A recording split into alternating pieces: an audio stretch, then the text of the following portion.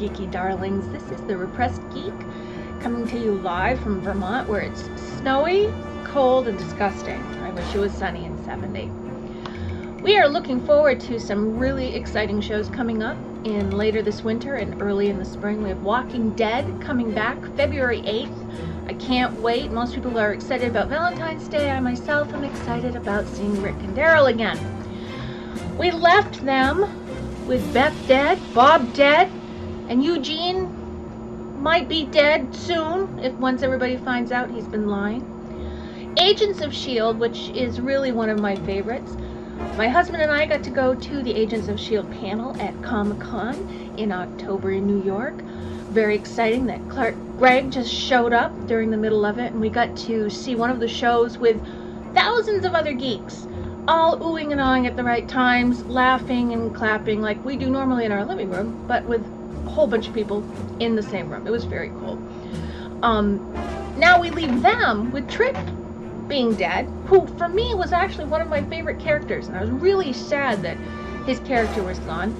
But it's exciting that Sky and Raina, whatever happened to them with the obelisk, believing that we're introducing Inhumans into the mix.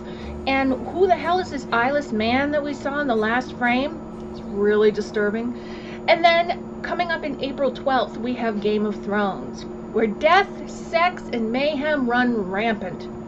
We have Bran, who was left with the three-eyed raven, and the word is we won't see him this season. So he's off doing his three-eyed raven stuff, whatever that might be. The Hound is, we think, dead. Now, I will admit, I've not read the books. I need to read the books. I'm ashamed to admit this. And I'm sorry to my friends who have read the books and are ashamed of me as well. But I don't know what's happened with the Hound. He was, again, one of my favorite characters. I loved the chemistry between his character and Arya. And to see them split up and have him left on the side of a hill for dead was very sad. Tywin is dead at the hands of Tyrion. It was a very triumphant moment when the imp took Joffrey's crossbow and took him out while he was in the latrine. Was suitable and fitting for that SOB. Shay is dead. She was a surprise to me. I thought she was going to be someone that stuck with Tyrion. And she was such a turncoat and really ended up being a hoe. Not very nice at all. Joffrey's death scene last season was one of triumph. It was great to see that little bastard go down, blue face, looking at his mother, and with no one really wanting to help him. It was really good and justified. The dragons, which are some real wonderful mastery of CGI in the show, two of them are now imprisoned in the dark at the hand of the mother of dragons. One is missing, however. I'm sure we will be seeing him. Arya is set sail to God knows where, having invoked Valar Morghulis with the coin. It's very exciting to bring that into the mix. She is definitely, probably, for me, the most engaging character. We left with Ygritte being dead, Jon being heartbroken and with Stannis, and Sansa and Littlefinger. Yeah, Sansa and Littlefinger, I'm really frightened at that. I don't know what's going on with that. So that's kind of a recap of what's coming up this late winter and spring. We are mid-season with many things. We have some great new shows that just happened this year. We're still in mid-season. They happened in 2014, and now we're coming into 2015.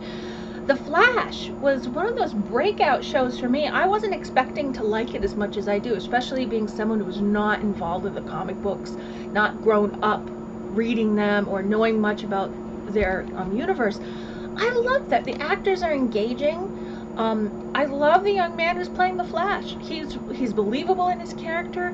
The effects are fantastic, and the storyline is really keeping me week to week.